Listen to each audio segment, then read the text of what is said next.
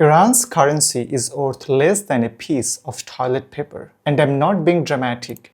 7 million Iranians were going hungry. Meat had become a luxury item. And yet, Iran has launched 87 waves of regional attacks in a single month of war. Its proxies, Hezbollah, the Houthis, Iraqi militias, are still operational across multiple countries. But how? How does a country with a collapsing economy, 48% of inflation, a population going hungry, and 4 decades of sanction somehow continue one of the most active military operations in the Middle East? The answer is that Iran doesn't fund its military the way a normal country does. It built an entirely different financial architecture, one that operates in the shadows, underneath the normal economy, is specifically designed to survive sanctions, survive isolation, and survive financial collapse. We do have sanctions imposed against Iran. We can strengthen those. The Islamic Revolutionary Guard Corps, the IRGC, was created in 1979 as a paramilitary force to protect the revolution from internal and external enemies. It runs parallel to Iran's regular military.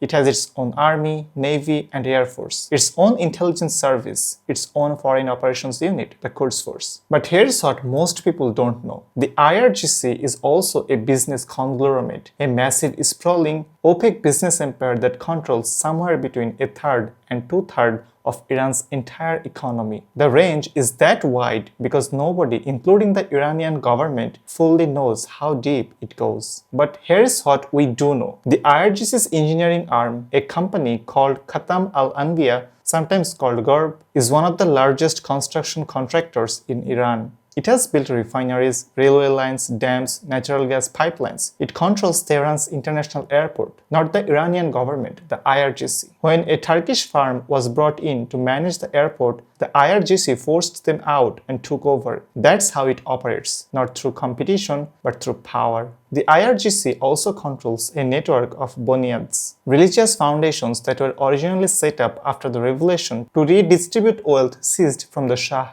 Over time, they evolved into semi-private monopolies controlling vast swaths of the Iranian economy. Manufacturing, agriculture, media, real estate, medicine. They pay minimal taxes. They are not subject to normal audit. And they funnel money directly into the IRGC's budget. In 2025, the year before the full-scale war, the Iranian government's official budget granted 51% of all oil and gas export revenues directly to the IRGC and the Law Enforcement Command. 51%.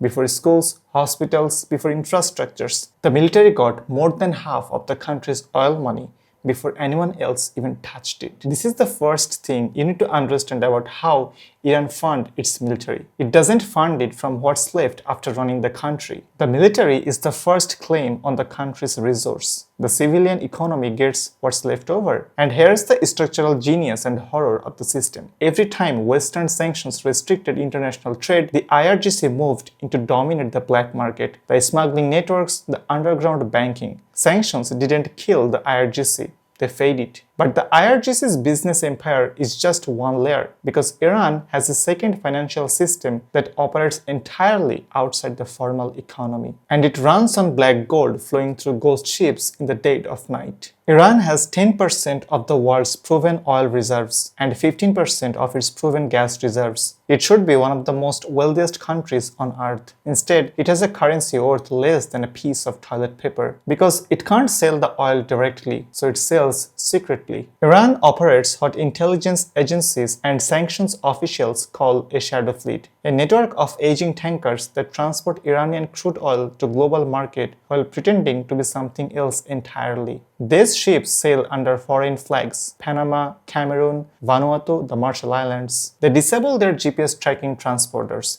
They spoof their location data. They conduct ship-to-ship transfers in international water, offloading Iranian crude oil onto other vessels mid-ocean so that the origin gets obscured. Then the oil gets relabeled. It becomes Malaysian crude or Omani crude or UAE crude on its customs documentation. It arrives in China and gets processed at small private refineries in Shandong province. Refineries the industry calls teapots because of their modest size and their ability to process just about anything. The numbers are staggering. In 2025, Iran exported approximately 1.38 million barrels of oil per day through this shadow system, primarily to China. China absorbed an estimated 80 to 90% of Iran's total oil exports. The true value of the crude exports to China in 2025 was approximately $31 billion. Oil revenue from China accounts for roughly 45% of Iran's entire government budget. The teapot refineries, nominally independent, nominally private, buy this oil at a steep discount. Iran accepts $8 to $10 less per barrel than the global benchmark price in exchange for the guarantee that someone will keep buying it.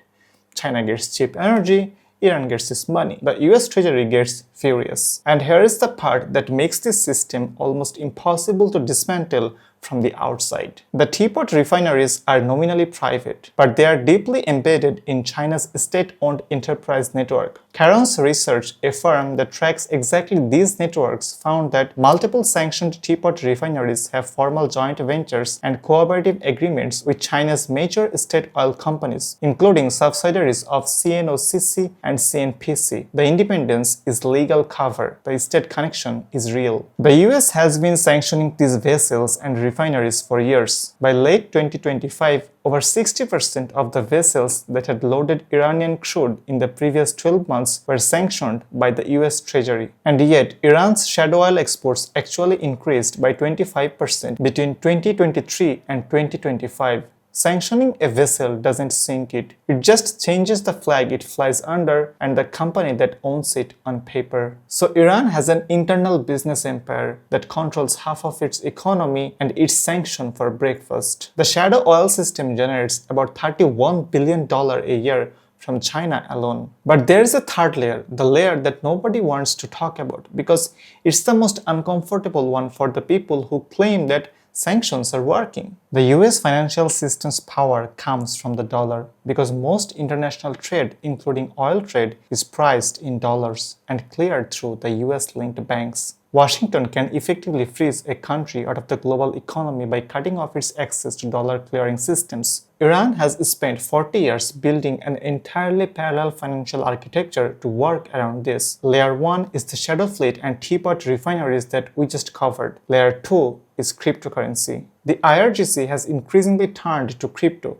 to move money across borders without touching the US banking systems. Iran's central bank in 2020 issued a formal guidelines on using cryptocurrency for import and export purposes, essentially making crypto a state-sanctioned tool for sanctions evasion. The US Treasury in January 2026 made its first ever designation of IRGC-linked digital assets exchange, two UK-registered crypto platforms that had processed over $94 billion in transactions with IRGC-connected counterparties. $94 billion through two exchanges. That's not a workaround. It's a financial system. Layer 3 is barter. Iran and Venezuela, both heavily sanctioned, have been exchanging oil for gold, oil for technology, oil for military equipment, without a dollar ever changing hands. Bloomberg reported that Venezuela transferred around 9 tons of gold to Iran in exchange for fuel as early as 2020. Iran has been building similar barter arrangements with Russia, receiving military technology, drones components, and financial infrastructure in exchange for oil, outside any internationally monitored financial system. And Layer 4, the most significant long-term threat to the US financial power, is China's CHIPS system. CHIPS stands for Cross-Border Interbank Payment System. It's China's answer to SWIFT, the Western-controlled messaging system that underpins international banking. CHIPS processed the equivalent of $245 trillion in yuan-denominated transactions in 2025, a 43% increase from the year before.